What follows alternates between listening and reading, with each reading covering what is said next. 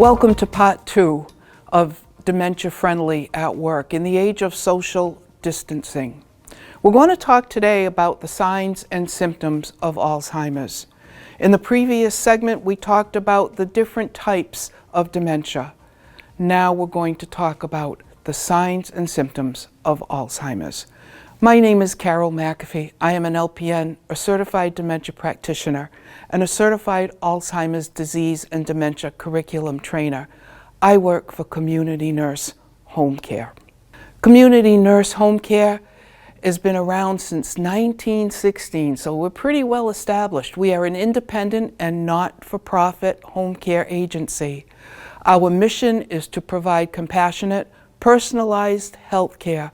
We are trusted by the community, and our goal is to empower people in their home to better health. We have a wide service area from the bridges of Bourne out to Swansea, the far outreaches of Taunton, Middleborough, Carver, out to the outreaches of Dartmouth and Westport. So whether you or a loved one are returning from the hospital, recovering from an illness, or you just need some assistance at home, Community Nurse can help with your recovery. Let's first look at sign number 1. Memory loss thus disrupts daily living, forgetting recently learned information. So what you may notice as part of the business community, a customer walks out of the store without paying. A customer calls a third day in a row to refill a prescription that was filled last week.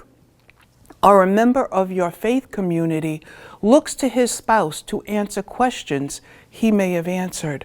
But what is also important to know is that your response to them is respectful. When someone walks out of the store without paying, approach them with a friendly face and pull them aside. Don't be disrespectful. When the customer calls a pharmacy for the third day in a row, take note of it and treat them with respect. A member of the faith community looks to his or her spouse to answer questions they normally would have answered. This might take some little bit of learning. When I work with someone in their home, I often will ask the caregiver to leave the room so that I can speak specifically to the person who has some dementia. Another sign you might notice is challenges in planning or problem solving. Changes in the ability to develop a plan to follow or work with numbers. Now you, as a family member or a caregiver, you might notice that the checkbook is off. That's often the first sign. Bills aren't getting paid. Bills are getting overpaid. Or your neighbor comes and says the recipe for her favorite cookies just doesn't work anymore. Or maybe at work, an employee turns in a financial document with error and numbers that they don't seem to understand. Another sign, difficulty completing familiar tasks at home, work, or leisure. So what you might notice, a cashier in the store isn't able to count the money from her drawer at the start of work and is frustrated that we don't do things the way we like this anymore. The way we do this has changed. A police officer may find someone in the community driving in circles, and that person explains he's trying to get to church and he can't, they've changed the names of the street. Obviously someone who needs a little bit more of assistance. Sign number 4, confusion with time or place. So you may notice that a customer comes into the grocery store and is confused of where they are or how they got there. A patient shows up at the dental office on the wrong day or time. Now, truth be told, we've probably all done that at one time or another in our life. But it's careful to know how often it's happening. We may forget from time to time, but it's important that we are remembering shortly thereafter. The 5th sign, trouble understanding visual images and depth perception. This person may have difficulty reading, judging distance, determining color or contrast. So you may notice that somebody is coming into your auto repair shop with more dents and dings, scratches, stating the city moved the light pole and he can't see it. He can't see his house correctly. A patient might come into the medical office for falls down steps or on the pavement at home. This is often, this of course is a safety issue. You might be able to help by putting brightly colored contrasting strips on your stairs, such as the primary colors of red, blue, and yellow. Keep in mind though, for some reason the dementia mind identifies with green very well, and a green will more often stick out in their mind.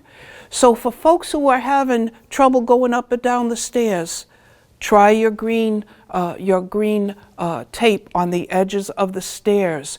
Try the green tape around the bathroom for the bowl of the sink or around the toilet so that it is more clearly defined to the eye. This will hopefully be assistance to your loved one, that they are able to sit down, walk up or down the stairs because the stairs are more defined.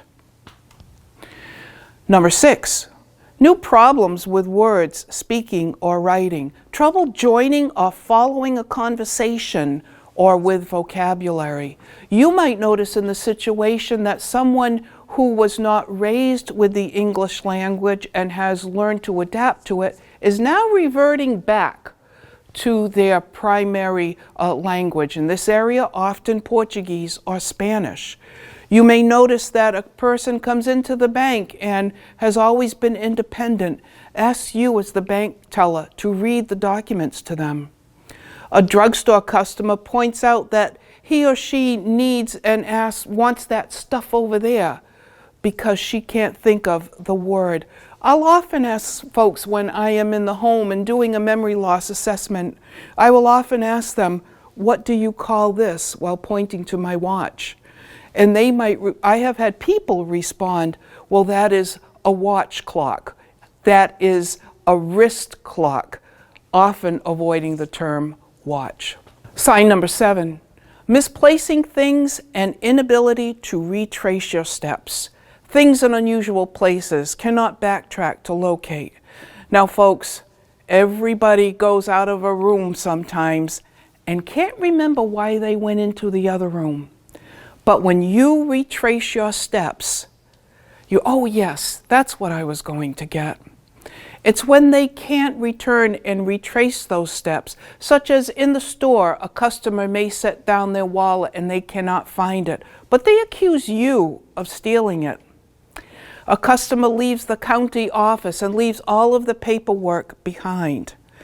Again, you yourself may have experienced this, but you remember where you were and how you got there. Folks leaving paperwork behind, if it happens too often, certainly may be an issue. Sign number 8, decreased or poor judgment, poor money management. Now again, you may notice a regular customer comes in with large amount of cash. Several times over a few weeks, they're withdrawing this large amount of cash, which is out of character for them. A friend tells you that her mother gives away money to every charity that calls her. Now, unfortunately, in this day and age, what are we facing? We're facing a huge amount of scams. And our folks are out there scamming our elderly, and our elderly are falling for it. You yourself may have fallen for an episode with a scam. But look at your folks. Look at the folks around you. Are they suddenly going out and buying an expensive car? Sign number 9, withdrawal from work or social activities. Withdrawal from previously enjoyed hobbies, social activities, etc. A woman suddenly stops coming to bingo. She has trouble following along with the numbers. Or the waitress in the local cafe notices that coffee regular isn't coming anymore. You may have a loved one who has been a wonderful artist, a great painter, but suddenly they've stopped, have lost interest. Sign number 10, Changes in mood and personality. They're confused, suspicious, depressed, fearful, or anxious.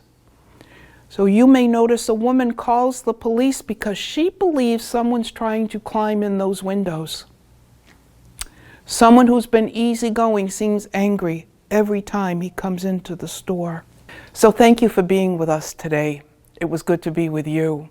Thank you for joining us for the second part of Dementia Friendly at Work in the Age of Social Distancing. So please stay tuned for the third part of Dementia Friendly at Work in the Age of Social Distancing. We'll be talking about communication.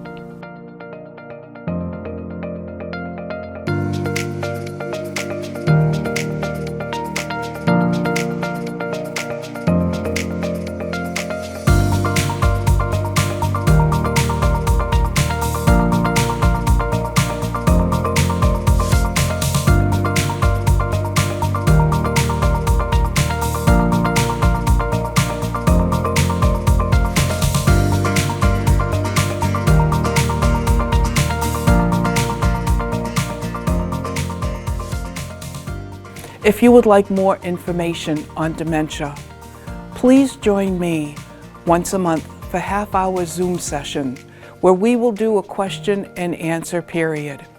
If you would like to contact me for further information, go to our website at communitynurse.com, or you can contact me directly at mlp@communitynurse.com. Thank you.